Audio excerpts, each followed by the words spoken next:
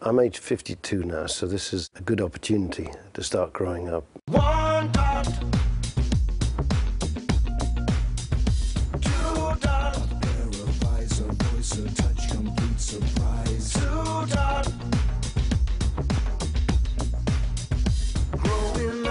growing up, looking for a place to live. Growing up, looking for a place to live. Last time we had two stages, a male stage and a female stage, and they were sort of representing different things of urban, rural, and this time we've sort of moved the axis vertically, and it's a sky stage and earth stage. We found the energy was different when we were performing on the proscenium stage than when we were performing on the round stage last time. You obviously have a lot more people all around you, and you have certain problems about, will some people always get to see your backside? So we are going to rotate our backsides to share the great and good views available. Three dot, the Trinity, a way to map the universe. Three dot. It's exactly like having a whole lot of toys. At the same time, you're also, some of the songs have a serious theme and deal with real issues. So you want to try and mix some of that playful element with trying to touch people and say something that is meaningful. I'm working with Robert Lepage because I think he's a brilliant, visionary mind, and he makes fantastic theatre, but film as well. But it's very visual, I think quite witty, and powerful and poignant sometimes. So he has what I call high moisture content. He's just with Sledgehammer, which is an old fave, and runs a risk of getting tired. That the others, we do, there's this game O'Grady Says, where someone does one movement and everybody has to copy it, a kid's game, and so we do a version of that, which is very entertaining for me because I play O'Grady. Not so entertaining for the band, who sort of find it acutely embarrassing at times. And then in Mercy Street, Melanie, my daughter, who is out on the road with me, she sort of travels around the rotating stage in this little boat. It sounds a little crass, but actually I think sometimes it can be quite poignant.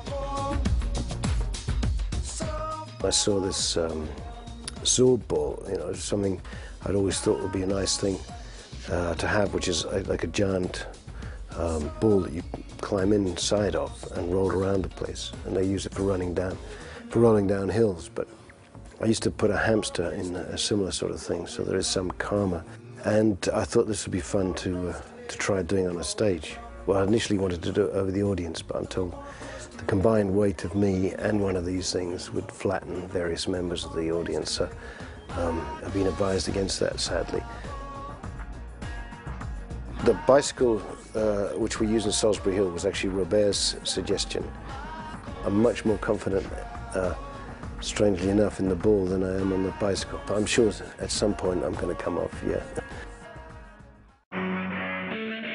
Well, it's a mixture of sort of old and new, this band. On the keyboards, I'm working with someone called Rachel Z. She's better known in the jazz world, but she has been developing her own sort of rock stuff and has just put out an album. Then Richard Evans, who's been working here for many years on and off different projects and was a collaborator on the soundtrack for Rabbit Proof Fence with David Rhodes. We've actually got him out with us for the first time, worked with him many times in here. But this is the first time live. Drummer Jed Lynch is who's with me this time. And he sits in this sort of tight box, and there's a sort of powerhouse just driving things forward. Jed's also a great percussionist and did a lot of percussion on the record as well. My daughter Melanie is out with me singing, and that's a real pleasure for Dad. And in the tried and tested friend department, David Rhodes on guitar, who I played with for many years since his band Random Hold supported me on a tour way back, and Tony Levin, on the bass, who was actually on the first record that I did after I left Genesis, and so he's the longest serving member. I think he's one of the most respected bass players in the world, so I feel very lucky, you know, that he's always out with me. It's only possible to do some of these visual things at this scale. Some people just want to sit down with musicians and we might rather hear them in a smaller environment, but I love both things. You know, I would feel frustrated if I was only doing the music and didn't get a chance to explore what sort of visual worlds some of the songs could open up. I think, you know, these shows are going to be different from other rock shows out there. One of the main things about a good live show is that you know, but it's not going to be the same every night, that you could influence it in some way. For a musician, as soon as you get out in front of an audience, all the stuff which you've thought about for, in my case, years in the studio, suddenly becomes very real, urgent and direct in front of you, that you have this job of making this song work. Robert had said to me this time, he thought that the music sounded more sculptured. I think it's also a little more direct, maybe a little pokier.